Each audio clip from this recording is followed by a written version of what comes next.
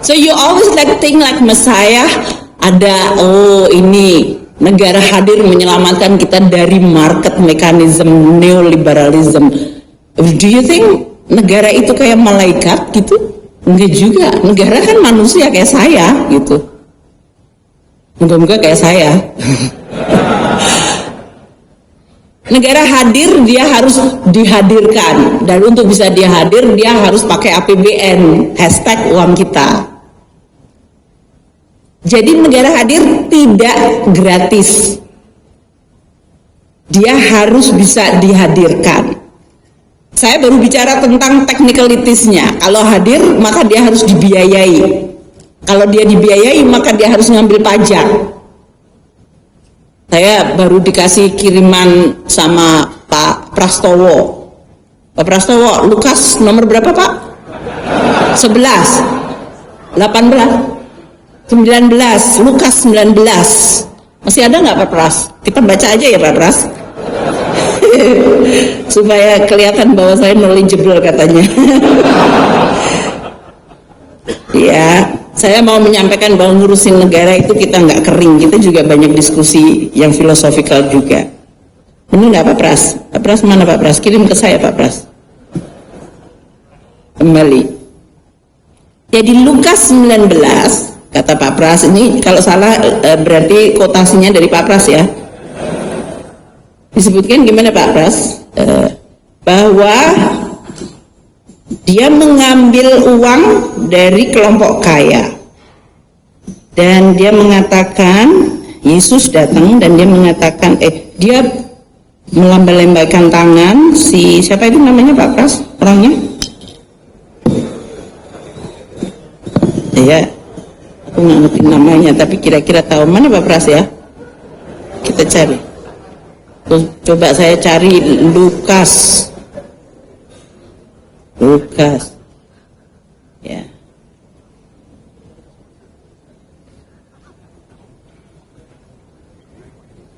Ada Pak Pras? Udah hilang Pak Pras? Mana Pak Pras? Pasti. Tapi kira-kira Yesus lagi berjalan, kemudian ada si Matius ya, Sakius. Dia adalah orang yang nggak bagus katanya. Dia suka ngambil-ngambil duit. Terus dia naik manjat pohon. Terus kelihatan, akhirnya Yesus memutuskan datang ke rumahnya. Orang nanya, kenapa Yesus datang ke rumah orang yang kayaknya nggak reputable gitu? Tuh. Kira-kira bener nggak ya Pak Pras? Nah, udah dikirim ke saya. Supaya saya nggak salah quote. Nanti kalau kita salah kitab suci saya dimanain? Tuh, Zacchaeus. But Zacchaeus stood up and said to the Lord, "Look, Lord, here and now I give half of my possession to the poor." Ya, supaya kelihatan saya dibaikan, menyuci, itu nyebokin kalau bahasa. "And if I have cheated anybody out of anything, I will pay back 4 times the amount." Saya bilang sama Pak Prastowo, interpretasi saya sebagai Menteri Keuangan adalah kalau kita ngambil, tapi katanya Bu ini kan Zacchaeus itu orang jahat, negara kan nggak jahat, ya moga-moga. Kita ngambil pajak seperti Zacchaeus, then I have to pay back half of my possession to the poor. Jadi kalau APBN ngambil dari pajak, separuh harus untuk orang-orang yang tidak mampu dan miskin. Nanti kita lihat profil APBN kita ya. And then disebutkan di bagian keduanya, dan buat mereka yang saya ambil, mereka akan dapat 4 kali lipat benefit. Anda yang bayar pajak, Anda dapat benefitnya. Kira-kira translasinya dalam pengelolaan APBN seperti ini. Pendapatan diambil dari masyarakat. Mestinya yang mampu kan? Karena kita ada PTKP, pendataan tidak kena pajak. Jadi yang nggak mampu ya nggak bayar pajak. Karena saya sering mendapatkan keluhan, saya udah nggak punya income, saya harus bayar pajak. Saya bilang, yang mana bayar pajaknya? Kalau nggak punya income, Anda nggak bayar pajak. Bahkan Anda menikmati hasil dari pajak. LPG 3 kilo, kalau di rumah-rumah para Romo ada LPG yang 3 kilo, itu Anda menikmati hasil dari tadi. Kalau listriknya di 900 VA atau 1200 itu menikmati subsidi banyak. Jadi jangan bilang nggak menikmati APBN ya. Dan tentu saja kita bisa mengurusin republik ini relatif aman itu juga karena ada yang bayarin untuk aman. Nah, 50% dan 4 kali lipat itu basically di dalam translation public finance management adalah Anda harus punya rezim pajak dan APBN yang progresif, bukan regresif, yang makin lemah makin dipajakin tinggi.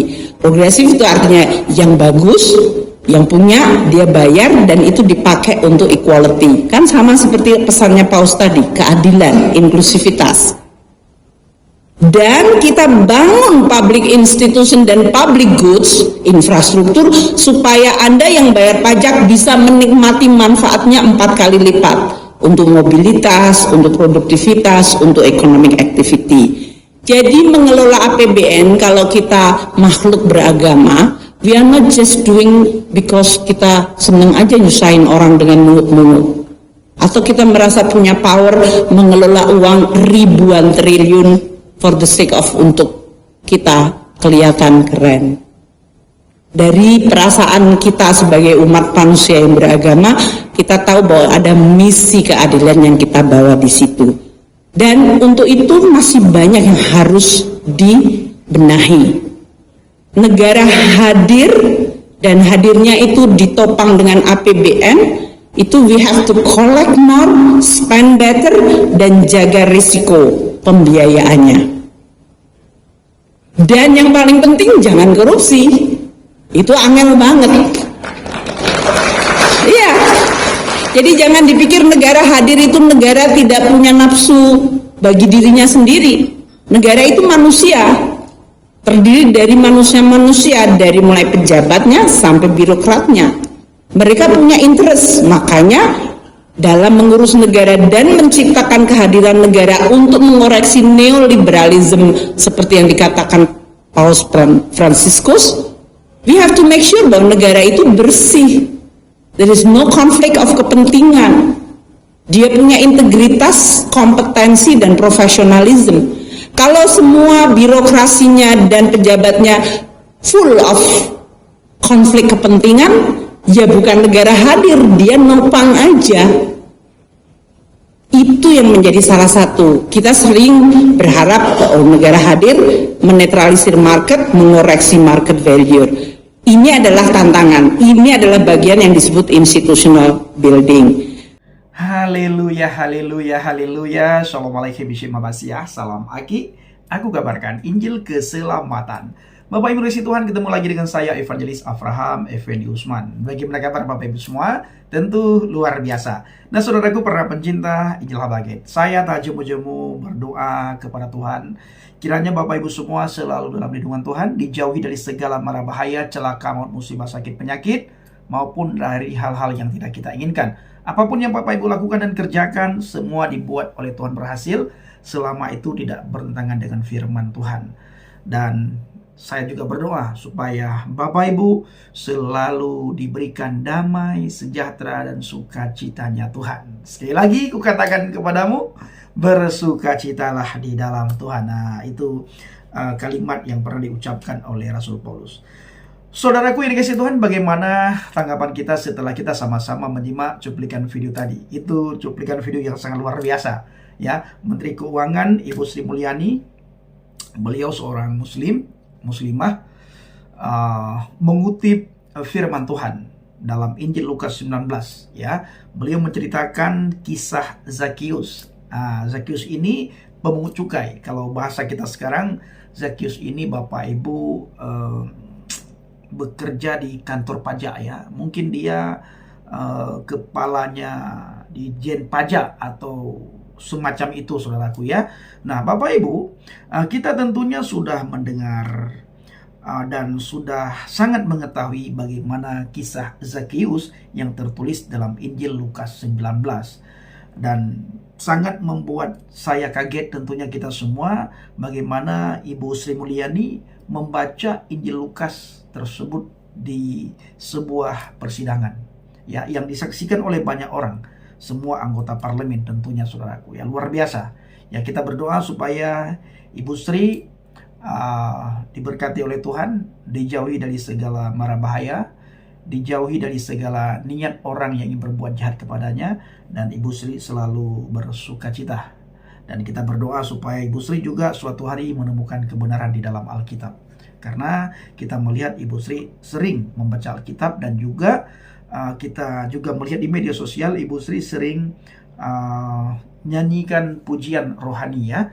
Apalagi di saat perayaan Natal, beliau sering diundang dan beliau tidak segan-segan menyanyikan pujian rohani di perayaan Natal. Nah, saudaraku yang dikasihi Tuhan, para pencinta Angela Baget, kisah daripada Zakius ini luar biasa. Ya, ketika orang tersebut insaf, ketika orang tersebut bertaubat, ketika orang tersebut menerima keselamatan, seketika berubah, Bapak Ibu. Hidup orang itu berubah. Hidup yang bagaimana yang berubah? Perilakunya berubah, saudara.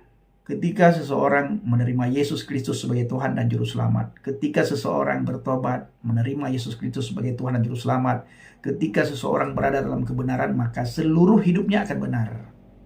Ya, semua aspek kehidupannya akan benar, dan orang itu akan mengalami perubahan yang nyata dalam hidupnya. Walaupun kita diolok-olok oleh orang dunia, kita dihina oleh orang dunia, tetapi secara tidak langsung orang dunia pasti melihat perubahan kita ketika kita berada di dalam Yesus, ketika kita berada di dalam kebenaran, Bapak Ibu. Ada pembaharuan budi, ada pembaharuan karakter yang dilihat oleh orang dunia. Bahwa kita yang hari ini dilihat bukan kita yang dulunya dilihat. Pembaharuan budi itu pasti terjadi. Perubahan karakter itu pasti terjadi. Yang dulunya kita dicap orang jahat, dicap orang tidak baik. Sekarang Bapak Ibu, mereka orang-orang di luar sana melihat perubahan yang luar biasa dalam hidup kita. Dan saya mengalami hal tersebut, Bapak Ibu. Dulu bagaimana hidup saya, bagaimana tingkah laku saya, orang-orang, teman, sahabat, kerabat saya melihat perubahan itu ketika saya bertemu dengan Yesus, ketika saya tinggal dalam kebenaran. Mereka melihat perbedaan bahwa saya yang sekarang itu bukan saya yang dulu, tetapi saya yang sekarang, saya yang sudah berubah dan diubahkan oleh firman, dipembaharui oleh firman, diperbaharui oleh firman. Sikap kita, tingkah laku kita, akal budi kita, karakter kita, tutur kata kita, lisan kita, Bapak Ibu. Nah, maka dari itu saudaraku yang dikasihi Tuhan, kepada saudara yang belum berubah, ayo tinggallah dalam kebenaran. Ini khusus kepada orang Kristen ya, yang hidupnya masih biasa-biasa saja, yang hidupnya berat kepada dunia. Ayo tinggal di dalam Kristus, Bapak Ibu. Tinggal di dalam kebenaran, maka saudara akan melihat perubahan itu. Orang-orang di sekitar saudara akan melihat dan merasakan perubahan itu, terutama sekali istri kita, anak-anak kita, keluarga kita, kerabat kita, Bapak Ibu. Mereka akan melihat perubahan. Kalau tidak, saudaraku, kita yang menyampaikan firman pun itu tidak enak bila kita sampaikan di depan kerabat kita, di depan istri kita, di depan anak-anak kita. Kenapa? Mereka akan mengatakan, oh apa kau sampaikan? Di rumah kau berbeda, di gereja kau hebat, di rumah kau tidak hebat dengan kami. Nah, orang akan berkata seperti itu. Anak-anak kita, istri kita akan berkata seperti itu. Tetapi bila apa yang kita sampaikan itu di depan orang banyak, di mimbar di gereja, Bapak Ibu, istri kita, anak kita pun, orang-orang di sekitar kita pun itu melihat perubahan yang luar biasa. Mereka bangga kita menjadi contoh, mereka bangga kita menjadi panutan, mereka bangga karena orang yang disayang selama ini bukan saja menjadi berkat di rumah, tetapi menjadi berkat di luar rumah. Nah, ketika orang banyak melihat kita menjadi berkat, saudaraku. Zakius, dia menantang orang-orang banyak, saudara. Kalau memang ada di antara Bapak Ibu yang hadir di rumah saya, yang pernah saya ambil haknya, hari ini saya akan kembalikan berkali-kali lipat. Tolong angkat tangan Anda, sebutkan nama Anda, saya akan kembalikan segera mungkin. Nah, ini hebatnya Bapak Ibu, orang yang sudah bertobat. Itulah kisah Zakius ya. Ayo kita menjadi Zakius. Artinya Bapak Ibu, bukan kita menjadi pemungut cukai, kita menjadi orang yang menguti pajak, bukan. Tetapi kita bertobat, benar-benar bertobat seperti Zakius. Dan kita melihat perubahan Zakius, budi pekertinya, karakternya setelah dia bertemu dengan Yesus. setelah dia mengalami perjumpaan secara pribadi dengan Yesus. Yang dulunya Bapak Ibu dia mendengar nama Yesus, mendengar Yesus dari kata orang, dari katanya, tetapi ketika dia mengalami secara langsung, melihat langsung, terjadi perubahan di situ. Ada pembaharuan karakter di situ. Nah, Bapak Ibu dikasih Tuhan, kiranya kisah Zakius ini terinspirasi kita semuanya. Apabila kita melakukan curang, segera kita insaf dan datang kepada Yesus, datang dan tinggal dalam kebenaran, maka kita akan merasakan perubahan itu. Ya, ada buah pertobatan kita yang orang-orang lihat. Terima kasih. Shalom alaikum bishim habasiyah. Salam Aki. Aku kabarkan Injil keselamatan. Bapak Yahweh bishim Adonai Yesus Hamasiah Waruah Kudes memberkati kita semua. Haleluya. Amin. Salam murtadin. Terima kasih.